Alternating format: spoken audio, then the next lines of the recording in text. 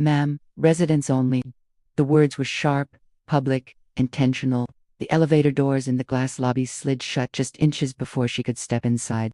A white woman in designer sunglasses stood blocking the entrance, one manicured hand pressed against the closing door sensor. I said residents only, she repeated, louder this time.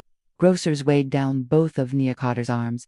Almond milk, fresh flowers, a laptop bag balanced on her shoulder. She blinked once, calm but stunned. I am a resident, Nia said evenly. A few people in the marble-floored lobby turned to look. The woman's lips tightened. Would she need? The question wasn't curious. It was accusatory. Nia shifted the grocery bags slightly.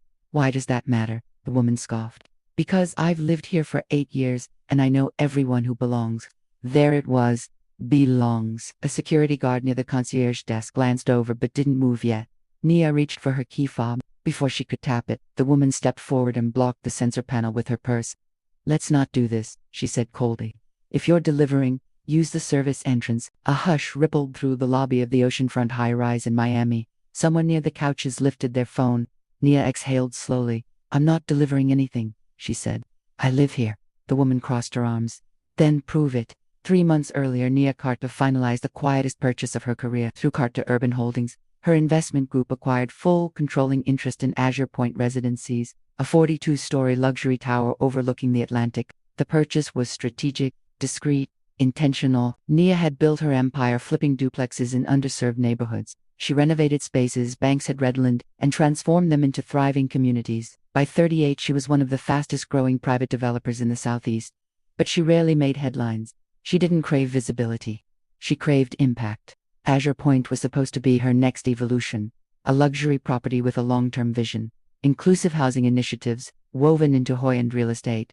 Instead, on a humid Tuesday evening, she was being asked to prove she lived in her own building. Back in the lobby, the security guard finally approached. Is there a problem? He asked carefully. Yes, the woman replied quickly. She's attempting to access resident elevators. Nia looked at him directly. I'm a resident. The guard shifted uncomfortably. Do you have identification, ma'am? Several phones were clearly recording now. Nia felt the familiar sting, not of anger, but of recognition. She had been here before, at bank meetings where junior analysts assumed she was the assistant, at construction sites where subcontractors asked when the boss would arrive, at charity galas where she was mistaken for staff collecting coats. She adjusted the flowers in her hand. I have a key fob, she said calmly. The woman laughed, lightly. Those can be stolen. The security guard hesitated. Maybe we can just verify with the HOA president. Please do, the woman said firmly. I'll call him myself. She stepped aside, already dialing. Within minutes, the lobby doors slid open, again. A tall man in a navy blazer entered briskly, his expression serious. This was Thomas Whitmore, president of the Azure Point HOA for nearly a decade. What's going on, he asked. The woman gestured toward Nia. She claims she lives here. Won't show ID. Thomas looked Nia up and down, not rudely, just evaluatively. And your unit number? He asked. Nia met his gaze. Before I answer that, I'd like to understand why I'm being interrogated in my own lobby. Thomas straightened slightly. We take security seriously here. Nia nodded once. As do I. Then you won't mind verifying, he replied. Silence stretched. The Atlantic shimmered beyond the glass walls. Residents whispered. Nia gently set her grocery bags down on the marble floor. You're asking me to prove I belong in a building I purchased in March. The words didn't land immediately. Thomas blinked. Purchased. Yes. The woman beside him scoffed again. That's ridiculous. Thomas folded his arms. Azure Point is owned by Azure Coastal Holdings. Nia held his gaze steadily. Which was acquired by Carter Urban Holdings in a private transaction finalized on March 14th. The air shifted. Thomas frowned. That transaction was confidential. Correct, Nia said calmly. The woman's confidence flickered. Thomas, this is absurd. The security guard looked between them, uncertain. Thomas pulled out his phone. He stepped aside, making a call. The lobby was so quiet now that even the ocean waves outside felt loud. Nia stood still, composed, unmoving. After 30 seconds, Thomas's face began to drain of color. I see, he murmured into the phone. Pause. Yes, she's here. Longer. Pause. I understand. He ended the call slowly. The woman beside him searched his expression. Well, Thomas turned toward Nia. His voice was different now. Miss Carter, I owe you an apology.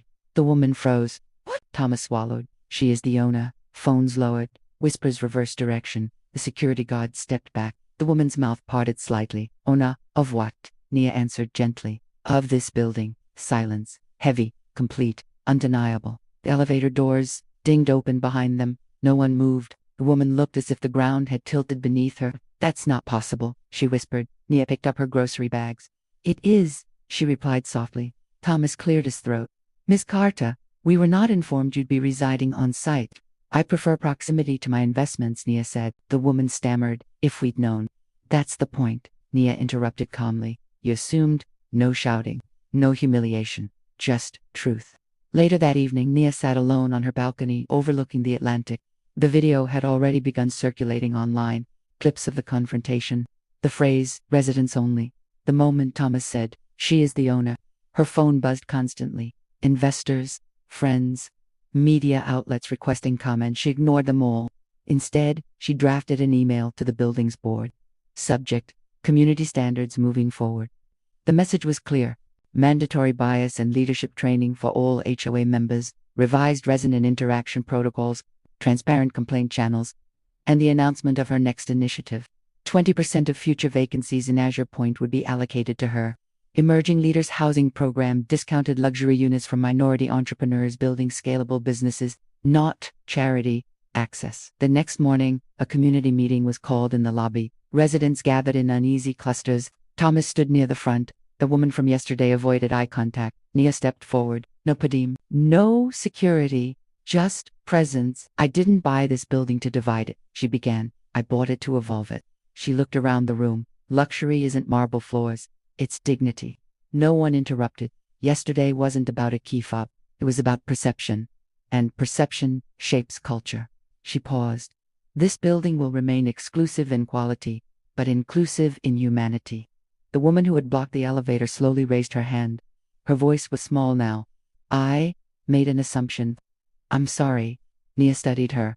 Apologies can be strategic, but sometimes they're sincere. Growth begins with awareness, Nia replied. She didn't embarrass her. She didn't threaten eviction. Power didn't need revenge. It needed direction. By the end of the meeting, something subtle had shifted. Residents weren't whispering anymore. They were listening. As Nia stepped back into the elevator later that afternoon, no one blocked the doors. The same security guard nodded respectfully. Good afternoon, Miss Carter. She nodded back, but respect wasn't about titles. It was about recognition. Upstairs, inside her penthouse, she placed the fresh flowers in a glass vase by the window. The ocean stretched endlessly ahead. 3 months earlier, she had purchased concrete and glass. Now she was reshaping culture. Her phone buzzed again. A message from Thomas. First training session scheduled. Thank you for holding us accountable. Nia set the phone down. Her grandmother's voice echoed in her memory. Never shrink to make others comfortable. Yesterday she hadn't shrunk. She hadn't shouted either. She had simply stood still and let truth reveal itself. Outside, the Atlantic waves rolled steady and powerful.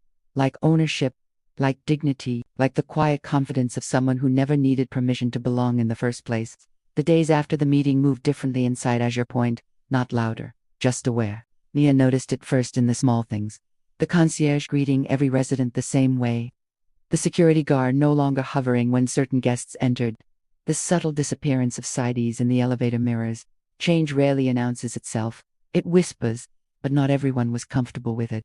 3 days after the lobby meeting, Nia received a formal email from a small group of residents requesting a private discussion about the Emerging Leaders Housing Program. Translation: resistance.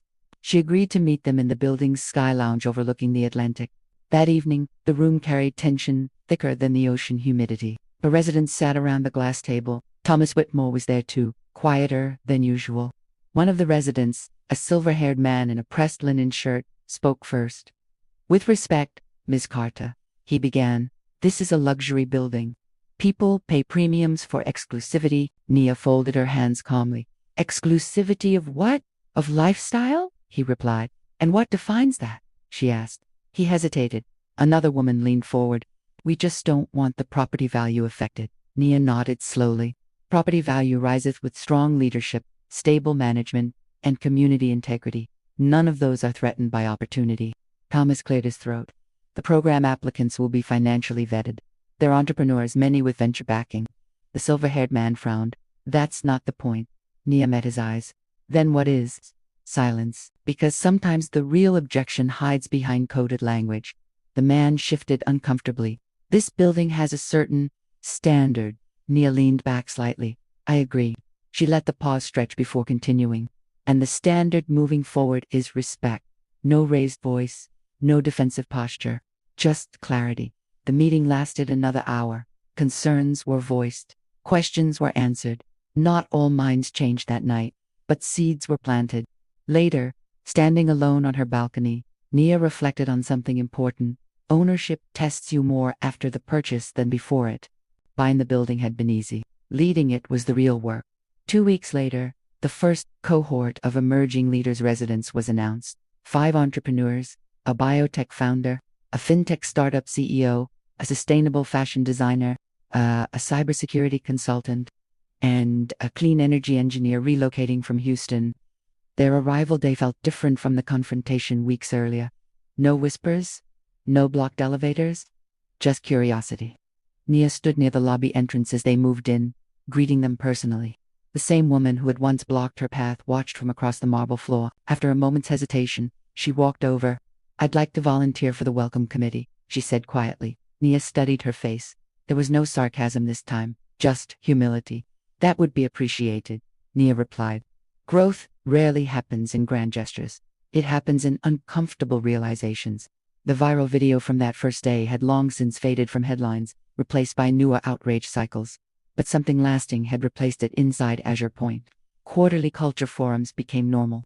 Residents began networking across industries. The Sky Lounge hosted small founder roundtables sponsored by Carter Urbano Holdings and Property Value. It climbed. Investors took notice of the building's innovative community model. Luxury publications highlighted it as a forward-thinking residential ecosystem. One afternoon, Thomas approached Nia in the lobby. I've been HOA president for 9 years, he admitted. I thought I understood leadership.